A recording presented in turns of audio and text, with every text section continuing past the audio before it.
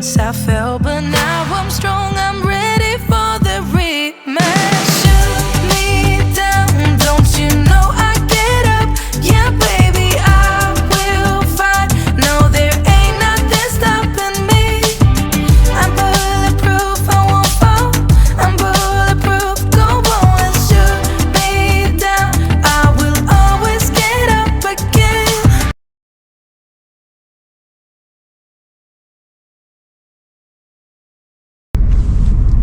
Kamusta mga Juan? I'm your Nomadic Juan, ang iyong hugot travel way na may puso, and welcome back to another vlog. And for today's vlog, pupunta tayo ng wind farm. Located siya sa may Makara, west of Wellington. So kung matatandaan nyo, nagpunta tayo ng Brooklyn Wind Turbine before sa episode 6. So dito pupuntahan natin yung mga 62 wind farm, sabi nila. So meron din dong mga farm ng mga baka saka sheep. So mafe-feel natin yung pagka New Zealand. So this is episode 9 of Biyahe with me in New Zealand. Let's go!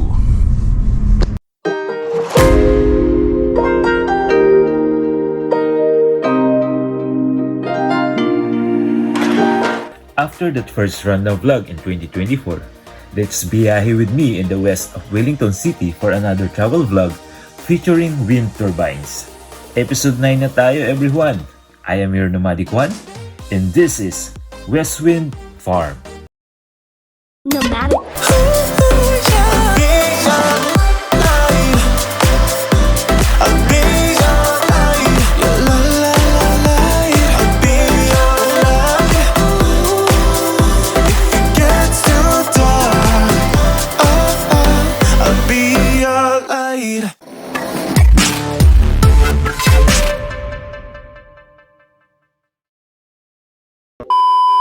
A few moments later. At yun everyone, nandito na tayo sa may West Wind Farm. Kaso malas natin kasi zero visibility yung area ngayon. Halos hindi mo makita yung mga wind turbines, pero try nating lapitan.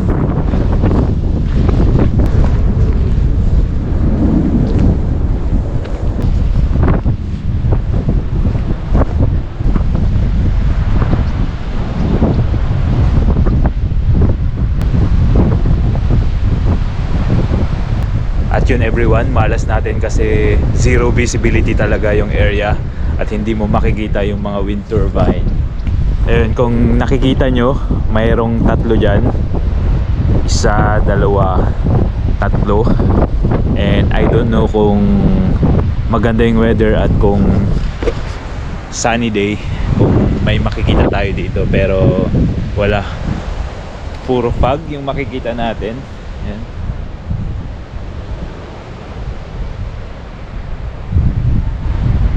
Yung mga tupa nakatingin na sa atin.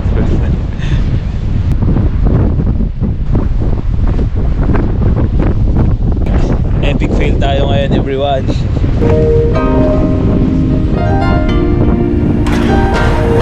Let's just do what you want to. Please don't be polite, cause I like your attitude.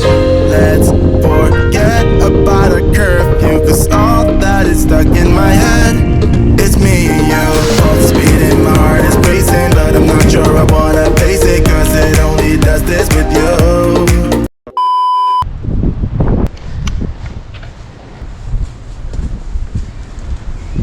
Sabi nila dati itong post office na ginawang viewing platform ng wind farm, pero wala naman tayong ma-view kasi sobrang kapal ng fog. Doon mga Juan yung wind farm, pero wala tayong makikita. Epic fail itong vlog natin today, pero try natin umakyat kung anong makikita natin doon banda.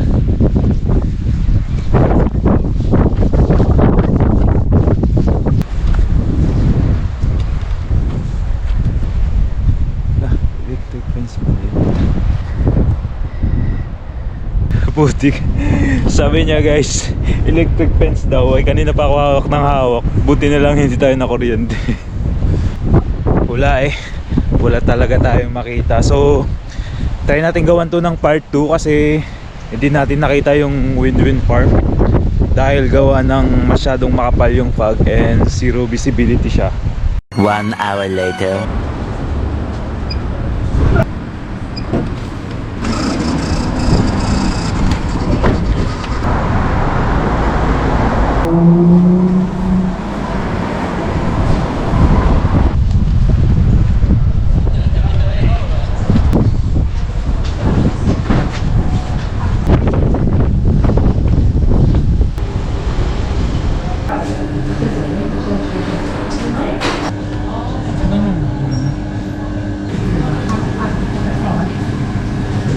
At dahil wala tayong nakita dito sa may wind farm, kain na lang natin dito sa may Wellington Sea Market.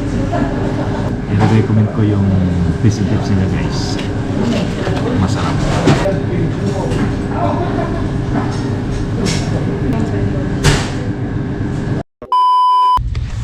Kamusta mga Juan? At ngayon babalik tayo ng wind farm kasi maganda yung panahon ngayon. So hindi ako papayag na hindi natin babalikan yun kasi last time na pumunta tayo doon ay wala tayong makita, as in zero visibility. So ngayon pabalik tayo ngayon and keep on watching.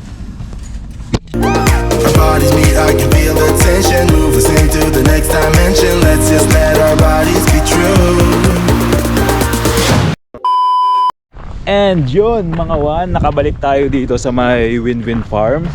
So ganito yung itsura niya mga Juan kapag hindi zero visibility. West Wind is Meridian's largest wind farm located in Makara, west of Wellington City, New Zealand. The wind farm's 62 wind turbines can generate up to 142.6 megawatts of electricity. The 62 wind turbines at the West Wind Farm generate enough electricity each year for about 73,000 average New Zealand homes. It is the third wind farm Meridian has built in New Zealand. West Wind uses one of Wellington's most renowned natural resources, wind.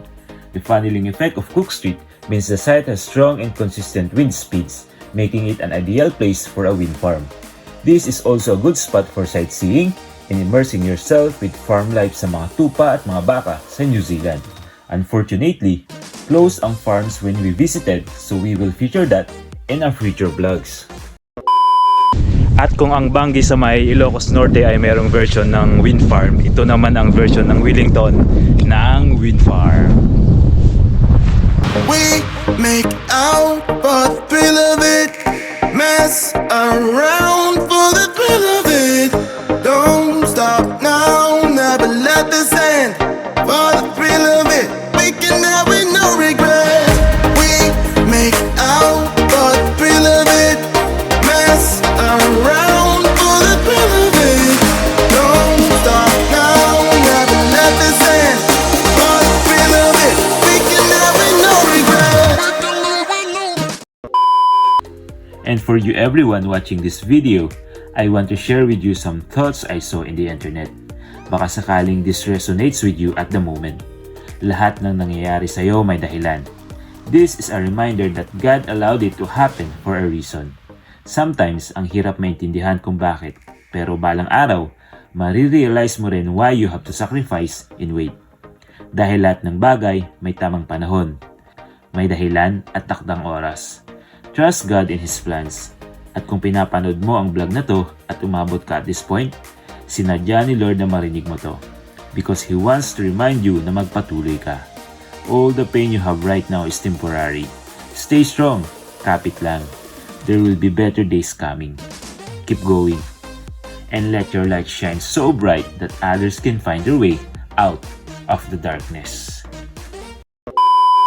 So ayun mga Juan, yung nakita nyo sa likod ko ay ang West Wind Turbine. Ito yung pinakamalaking wind farm dito sa Wellington. Sabi nila mga 62 wind turbines yung nandito and itinayo siya mga September 2007 at natapos siya mga 2009. At nung ginagawa nila itong mga wind turbines, kailangan nilang idaan sa ibang parts ng Wellington kasi kung sa main road nila ito idadaan kasi masyadong malalaki yung mga piyesa ng wind turbines is magkakos siya ng traffic. So kailangan nila itong idaan sa may bandang Makara Beach, in which hindi siya masyadong accessible ng mga cars. So pagpunta nyo dito, masyadong paliko-liko yung daan, kailangan nyo ng tibay ng sikmura. Ayun, so ganito lang siya mga Juan.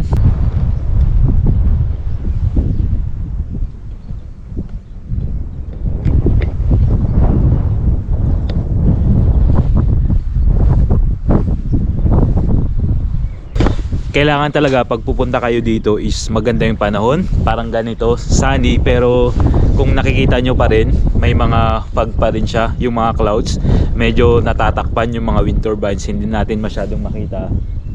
Yun, pero ngayon medyo clear na yung visibility niya. So ayun mga Juan, trinay talaga nating pundahan for the second time kasi hindi tayo papayag na hindi natin makikita yung magandang view ng wind turbine. So kung hindi pa kayo nakaka-subscribe sa aking YouTube channel, I'm your Nomadic Juan, ang yung hugot travel bay na may puso. And don't forget to subscribe and hit the notification bell para naman updated kayo sa mga future vlogs ko. So ayun, tatapusin ko na tong vlog ko na to. And see you on my next vlog. Maikli lang buhay, piliin yung maging masaya.